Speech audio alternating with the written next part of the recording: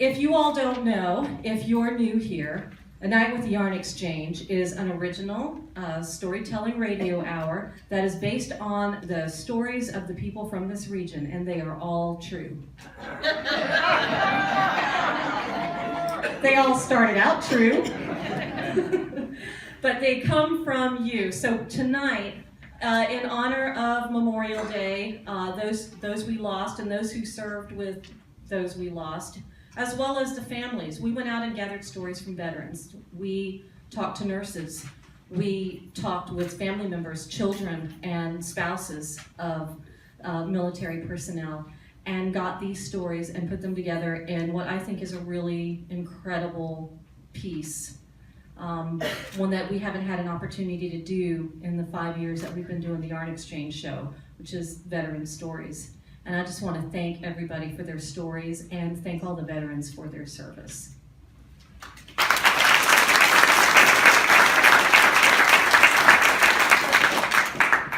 Thank you, everyone. This is Jonesborough's original storytelling radio hour, A Night with the Yarn Exchange. And I'm your host, Lori Homestead.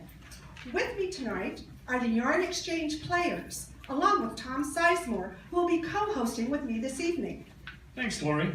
Well, you know, I've adopted a healthy lifestyle, and so I dined on the grilled tofu and asparagus at this afternoon's Memorial Day picnic. And then I went for a walk in the Memorial Garden on Boone Street. You know, I did that last year, Tom, to remember and to call out the names on the markers.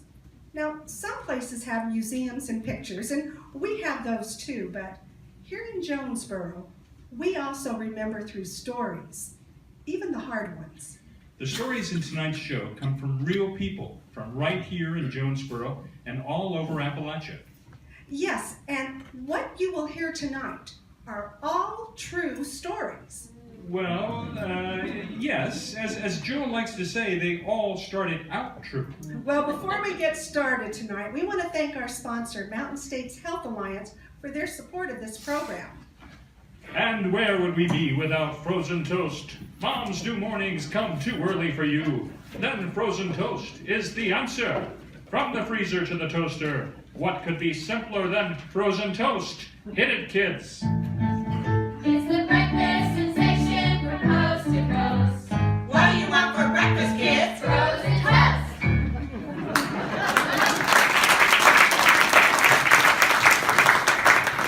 Tonight we're also excited that joining us is this week's Tellern residence, Dolores Hydock. This is going to be a real treat. It sure is, Tom. Well, folks, tonight we're telling stories from our veterans. First, I would like to ask, though, do we have any veterans or family members of veterans in our audience? Please raise your hand. Wow. Let's give them all a big hand.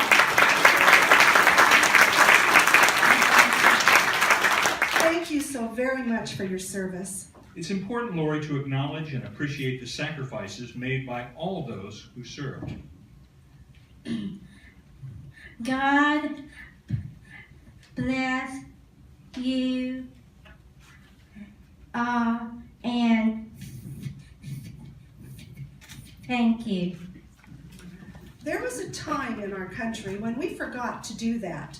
A time not that long ago. 40-some years ago, but it doesn't feel that long, like last week. And sometimes, 40-some years ago, feels like last night. We sat down with our Vietnam veterans and collected their stories to share with you tonight. Many of these men are just beginning to tell their stories. They served their country, many of them the children of World War II veterans. But unlike the heroes' welcome and ticker tape parades their fathers came home to, our Vietnam veterans were often met with angry crowds, name-calling, and even worse. They came home to a world so different from the one they had experienced, and without the support of a grateful nation, many found it hard to go back to their ordinary lives after the horrors they had been through. My husband was a career military man, someone who's supposed to be trained and hardened against such things. But there are times I look at him and I can see that he isn't here. He's back in the Mekong Delta. My son was drafted right after high school. Why, he'd never been 50 miles away from the farm. Now he was going to a place he hadn't even learned about in geography. Facing horrors that no one at such an age should ever have to face. The average age of the Vietnam soldier was 19. That's 1 year younger than I am. That's only 4 years older than me. The mothers of these boys prayed for their sons, got high draft numbers, prayed that the war would end, and prayed from 1965 all the way to 1975. 2,709,918 Americans served in uniform between those years. 58,200 never made it home alive, making the ultimate sacrifice for a nation that would take years, decades, to really appreciate that sacrifice. A big lesson was learned from that era. Don't blame the soldier. When we became involved in Iraq and Afghanistan, some of that uneasiness about involvement returned. But the anger this time was not toward the soldiers sent to serve. My father was sandwiched between these groups. His father, who fought in World War II in the Pacific Theater, who was expected to fight and thanked for fighting for his country. It was the patriotic thing to do. Then his son, who also chose a career in the military, who served in Iraq, Bosnia, and other hot zones, and who was met by the USO greeters at the Atlanta airport. Greeters who clap and cheer for him as he is dressed in his fatigues and rides the big elevator up the baggage claim. Then there's my dad, who had to change into his civilian clothes on arrival so he could take the bus to the local depot where my mom picked him up, alone, in the dark. He dressed in cities coming home after his second and third tours because when he came home after his first tour wearing his uniform, he and my mother were yelled at and spit on.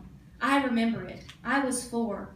I don't remember a lot, except these screaming people began to spit on my parents, and then one man picked me up and held my face in his and told me my daddy was a baby killer, and be careful because he might kill me in my sleep tonight. My dad grabbed me out of that man's arms and shoved him down, and we ran into the station wagon. I recently talked to my mother about that night, and she said, "You were so young, we didn't think. We hoped you wouldn't remember, but you don't forget something like that." You don't forget something like Vietnam. You try to, but it's always there. I think our country tried to forget Vietnam, but that didn't work. We had this huge wound. We were trying to heal, but we couldn't even begin the healing process until we stopped ignoring it. In 1982, the Vietnam Memorial Wall opened, nearly a decade after the end of the conflict. A conflict which was never declared a war. When you go to the wall, it's reflective. When you look at the names, you also see yourself. I found the friends I was looking for and saw my own reflection staring back at me. There was much more there than names on a wall, and for a moment, I was standing with them again. The first boy who ever kissed me, his name is on that wall. So many people were impacted by the Vietnam conflict, the soldiers who served, the families they left behind. Tonight, we will hear their stories of Vietnam, of home, and for some soldiers, being in 2 places at once.